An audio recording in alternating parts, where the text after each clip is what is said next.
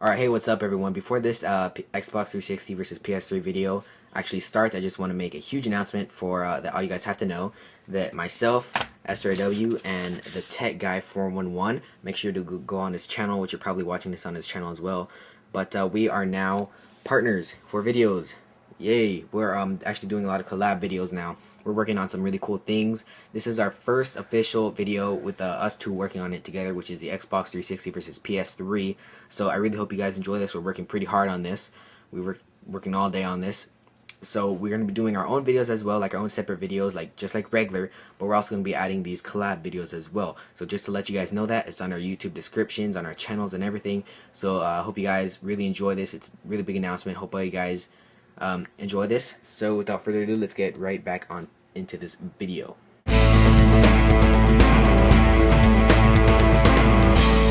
What's up guys, in this section we're going to be talking about the Xbox 360 console, its price, and what you're going to be getting with it. Now this isn't always true for everyone you're going to get, because different stores sell different stuff with the Xbox 360. Now we're going to start off with the cheapest Xbox 360 console, which is the Xbox 360 Arcade. This is going to come with one white console, one white wireless controller, a 256 megabyte memory card. You're gonna also get a standard AV cable with that. Usually they give you a silver membership card, and all games will work under this console. Next up is the Xbox 360 Pro. I highly recommend this, and I will go back to it at the end. You're gonna get one Xbox 360 console, white. You're gonna get a 20 to 60 gigabyte hard drive, depending on where you get it at. A 360 headset. An HD AV cable, 360 Ethernet cable, and most likely you're going to get 1 to 2 wireless controllers. You also have a 90-day warranty on this, and you're also covered for Xbox 360 3 rings. Finally, we have the Xbox 360 Elite. This is the highest model, and it costs $299. You get a black console with a black wireless controller, 120 gigabyte hard drive with a black headset. You're also going to get the standard / HD AV cable. You're not going to get an HDMI cable because they no longer ship it with that, but you will have an HDMI output into it. You're getting a silver membership, and all Xbox 360 games will work under this. Now, the one I recommend getting is the Xbox 360 Pro.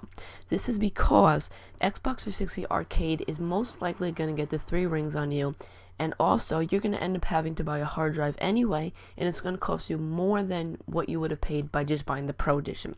Now, I had 2 arcade versions, and both of them received 3 rings, but I had 1 Pro Edition and never got 3 rings once. The Elite version is great if you like to color and stuff, but you're paying an extra $100 for just a bigger hard drive, which I think is pointless. So if you guys have any questions about this, let's leave a comment below.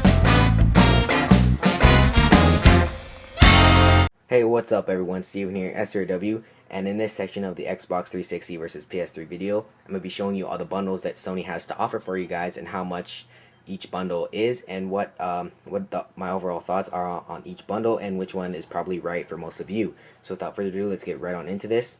So the first bundle that Sony offers is a 120 gigabyte PS3 Slim, and of course in the package you get a PS3 Slim, and also you get let the autofocus go. Alright, and of course you get a DualShock 3 6-axis controller, wireless of course, a AV cable to plug it into pretty much every TV out there. It does not come with HDMI, it only comes with this cable, and a mini USB to USB cable for charging your controller. So this is the 120 gigabyte model PS3 Slim. This bundle runs for about $300. This is all that comes with it. Oh, and it of course comes with a power cable as well, but I don't think I have to show that in here.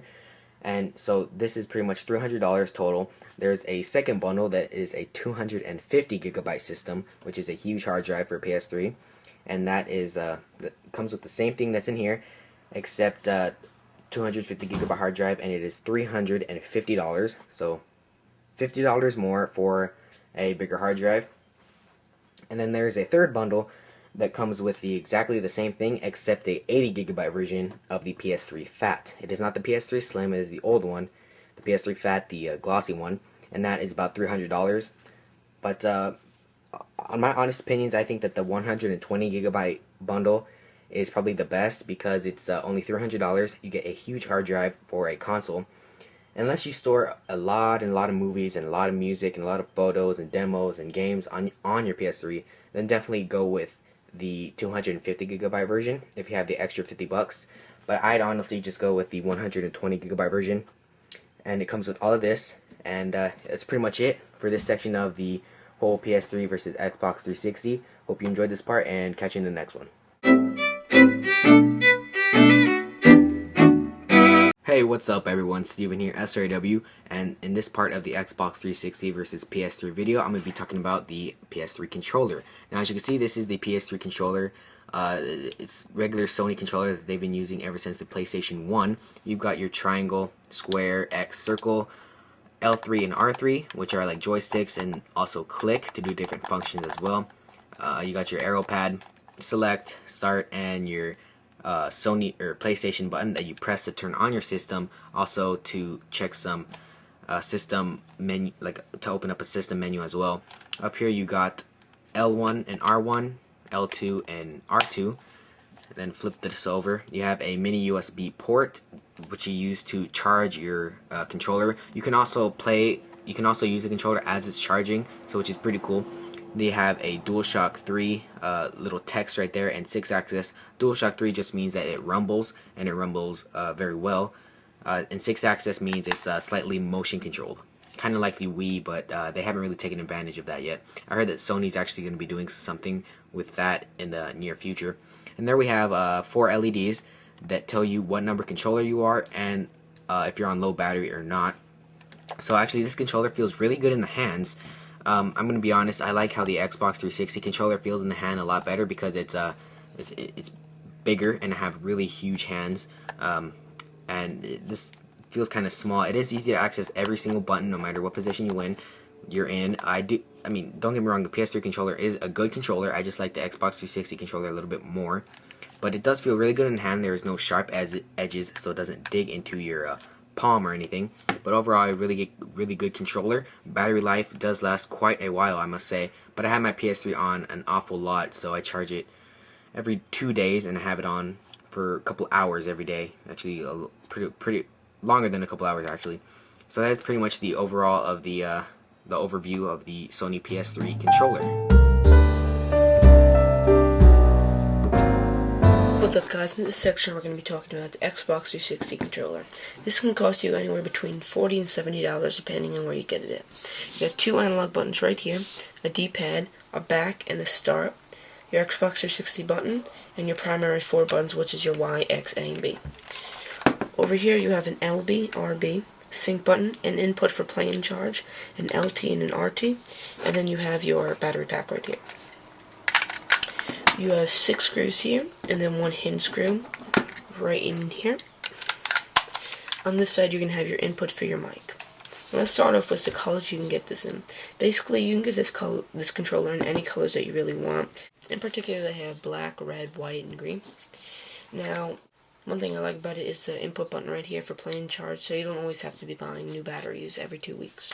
The battery life lasts you about 2 weeks, so it's not too bad, but you do have to buy new batteries often. You can go with the option of getting a chargeable battery pack, which is in red, which you can see right here. This controller can reach about 30 feet, so you got pretty good range on it. Comfort-wise, this controller is definitely great. Microsoft did a great job of putting the buttons in the exact spot that your hands are going to reach at, which I really like that. If you guys have any questions, just leave a comment about it. Thanks.